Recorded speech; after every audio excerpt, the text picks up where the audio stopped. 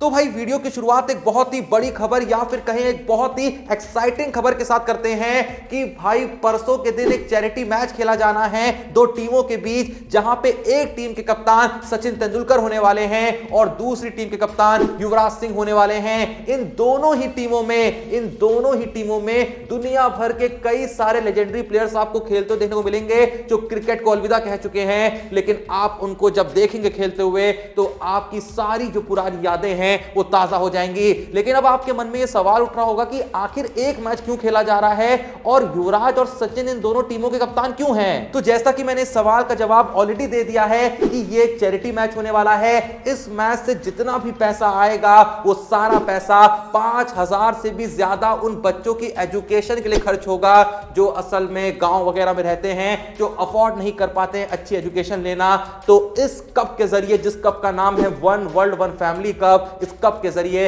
पैसा उठाया जाएगा, पैसा निकाला जाएगा और जैसा मैंने कहा एक पुण्य के काम में उसको निवेश किया जाएगा। यही रीजन है कि एक लंबे वक्त के बाद सचिन तेंदुलकर कल फिर से नेट्स पे उतरे, जहां उन्होंने बैटिंग प्रैक्टिस करना स्टार्ट कर दिया है। और भाई आज सचिन 50 से भी ज्यादा उम्र के हो चुके हैं, लेकिन अब भी जब हम उनको खेलते हुए देखते हैं ना, जब हम उनको नेट्स पे प्रैक्टिस करते हुए देखते हैं तो भाई कसम से वही टेक्निक, वही तरीका खेलने का कोई इतना परफेक्ट कैसे हो सकता है, बस यही दिल कह रहा होता है। वैसे सुनने में आया है कि जब लोग युवराज सिंह के पास इस मैच का प्रपोजल लेके पहुंचे तो युवराज सिंह का पहला सवाल पता है क्या था? कि कहीं धोनी वगैरह तो नहीं खेल रहे हैं। मजाक कर रहा हूं। क्या जोक मारा भाई।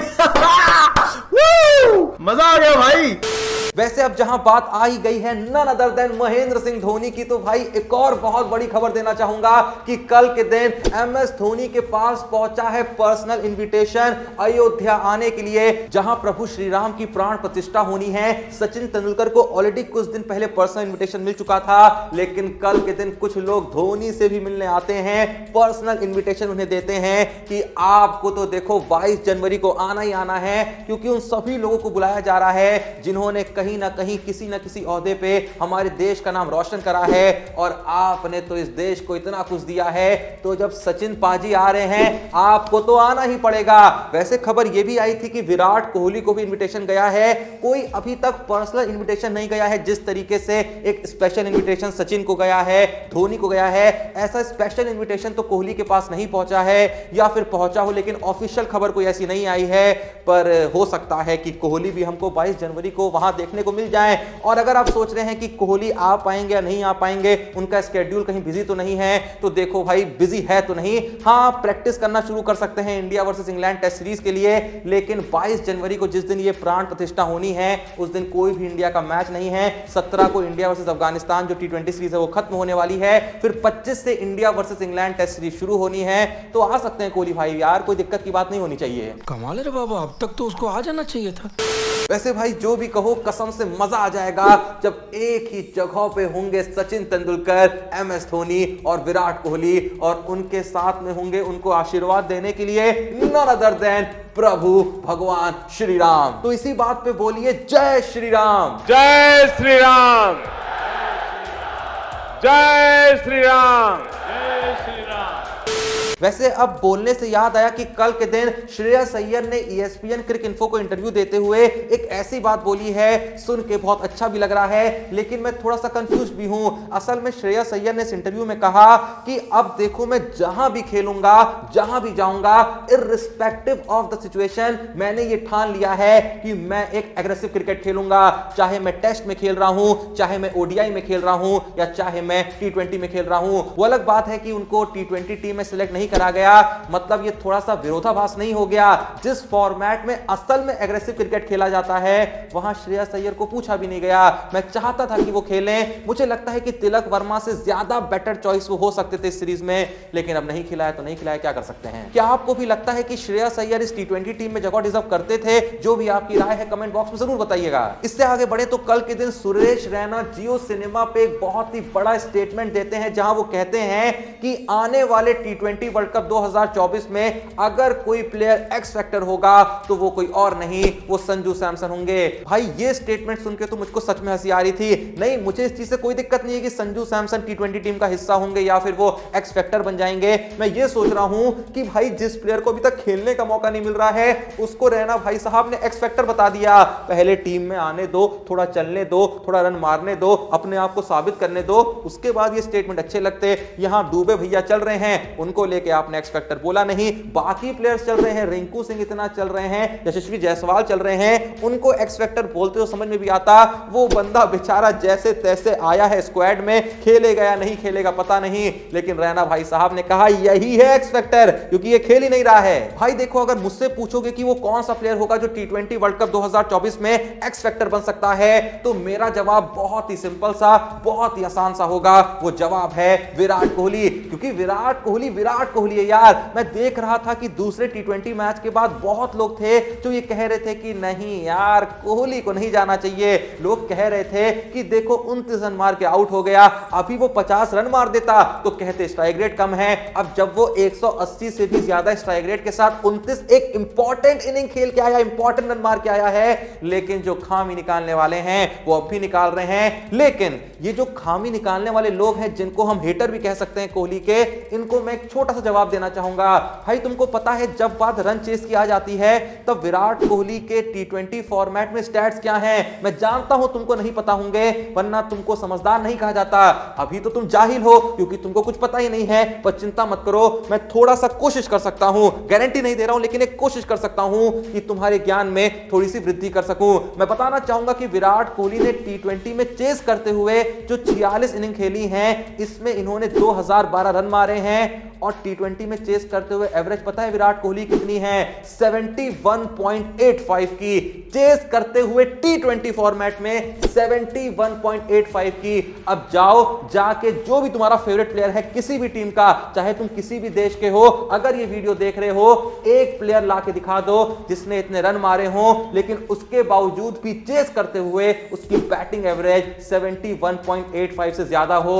भाई इससे 20 कम भी होना किसी की, तू उसका नाम मेरे को बता दे, मैं जाके चेक कर लूंगा, लेकिन मैं जानता हूं कि तुम्हारी औकात ही नहीं है कि तुम इस सवाल का जवाब दे सको। भाई उस बंदे ने टी20 फॉर्मेट में सिर्फ चेस करते हुए 20 अर्धशतक मार दिए हैं, और तुम्हें लगता है कि वो टी20 टीम में जगह डिजर्व नहीं करता है। भाई सबसे पहले काम करो, अपने पप्पा से कहो कि पूरी 5वीं तक पढ़ाई करा दें, वो बहुत जरूरी है, तभी कुछ यहां पे हो सकता है, वरना जैसी बात तुम सोशल मीडिया पे करते हो ना, तुम्हारा इलाज होना मुझे तो बहुत मुश्किल लगता है। लेकिन भाई देखो, हिम्मत नहीं हारनी है, दवाई अपनी टाइम पे लेते रहना है, उसके बाद भगवान पे छोड़ देना है। अगर उसे ठीक लगा तो समय के साथ तुम्हारा ये जो खाली है ना, इसको थोड़ा सा भर देगा। आप भी ठीक करके देता हूं।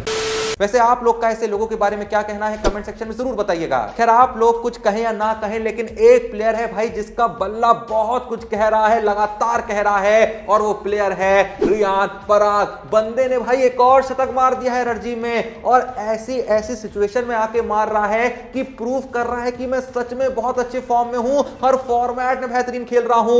ओडीआई में मेरे को तुम अगर विजय हजारे ट्रॉफी में लेके जाओगे, मैं वहां भी चलूंगा। टी20 फॉर्मेट के लिए अगर तुम मुझको सैयद मुश्ताक अली ट्रॉफी में खिलाओगे तो सबसे ज्यादा रन मार के आऊंगा। और अब जब बात टेस्ट की भी आ गई है ना, तो भाई रणजी खिला रहे हो तो मैं वहां भी रन मार के दिखा रहा हूं। मैं बताना चाहूंगा कि हाल ही में असम के लिए जब 25 फॉर 3 के स्कोर पर रियान पराग आते हैं, जहां पे भाई 394 रन से उनकी असम टीम ट्रेल कर रही थी, वो आते हैं और आके शतक मार के अपनी टीम की इज्जत और टीम के लिए मैच को भी बचाते हैं। भाई मैच में क्या हुआ घंटा फर्क नहीं पड़ता है, लेकिन ये बंदा जो इस समय कर रहा है, ये बंदा जिस फॉर्म में चल रहा है, भाई सैल्यूट है। बाकी देखो असली टेस्ट तो तभी होगा जब रियान पराग आईपीएल में आएंगे और वहां रन मारेंगे। किस किस को लगता है कि रियान पराग आईपीएल 2024 के one of the game changer हो सकते हैं या one of the rising star हो सकते हैं फ्यूचर के लिए? जो भी आपका सोचना है कमेंट बॉक्स में जरूर बताइएगा। जाते जाते मैं आपको बताना चाहूंगा कि कल के दिन हमारे गब्बर शिखर धवन का एक इंटरव्यू चारों तरफ वायरल हो रहा था, जो उन्होंने टाइम्स ऑफ इंडिया को दिया है, जहां उन्होंने रोहित शर्मा के ऊपर कमेंट किया, विराट कोहली के ऊपर कमेंट करा, लेकिन रोहित शर्मा के बारे में जो बात कही है ना भाई, सुन के मेरा दिल पिघल गया। क्योंकि शिखर धवन ने एक बहुत ही बोल्ड क्लेम करते हुए यह स्टेटमेंट दे दिया कि मैंने अपने क्रिकेटिंग करियर में जो भी रन मारे हैं, जो भी सेंचुरीज मारी हैं, जो भी अच्छी परफॉर्मेंसेस मैंने दी हैं अपने करियर में, उसका एक बहुत बड़ा जो क्रेडिट है वो रोहित शर्मा को जाता है, जिसने हर बार मुझको सपोर्ट करा।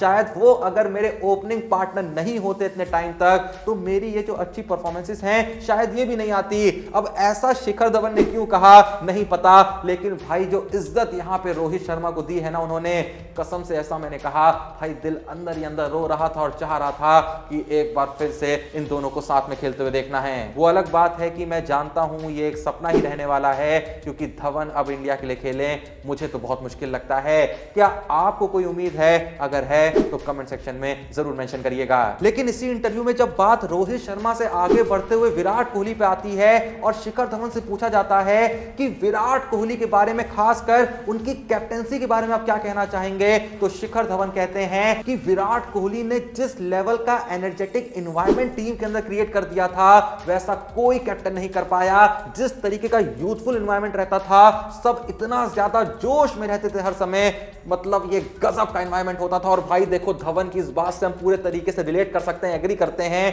क्योंकि विराट कोहली कैप्टेंसी में, खासकर टेस्ट में, भाई जो रौला होता था ना प्लेयरों का, खासकर विराट कोहली का जो रौला होता था, उनकी कैप्टेंसी का जो रौला होता था, वो एक अलग ही फील था। और बहुत मुश्किल लगता है कि आने वाले कई सालों तक वो वाला जो एग्रेशन है टीम का, वो हमें दोबारा देखने को मिले। क्या आपको कोई उम्मीद है? अगर है तो कमेंट बॉक्स में बता दीजिएगा। बाकी जैसा मैंने आपसे पूछा, क्या आपको लगता है कि संजू सैमसन एक्स फैक्टर बन सकते हैं T20 वर्ल्ड कप 2024 में, या फिर अभी ये बता दो कि क्या संजू सैमसन को तीसरे T20 मैच मौका मिलना चाहिए, या फिर कोई जरूरत नहीं है उनको देखने की? जो भी आप सोच रहे हैं कमेंट बॉक्स में आपके जवाब का इंतजार करूंगा। एंड सबसे जरूरी बात, एक छोटी सी रिक्वेस्ट कि डिस्क्रिप्शन लिंक मौजूद है हमारे Telegram channel Khelo with Joshi का, जो कि है दुनिया का क्रिकेट का सबसे बकचोद टेलीग्राम चैनल। तो जल्दी से जाइए, उस बकचोदी का पार्ट बनिए, लिंक है डिस्क्रिप्शन में। वीडियो पसंद आए लाइक करिए, चैनल को सब्सक्राइब करिए। मिलते हैं नेक्स्ट वीडियो में, तब तक के लिए जय हिंद, धन्यवाद।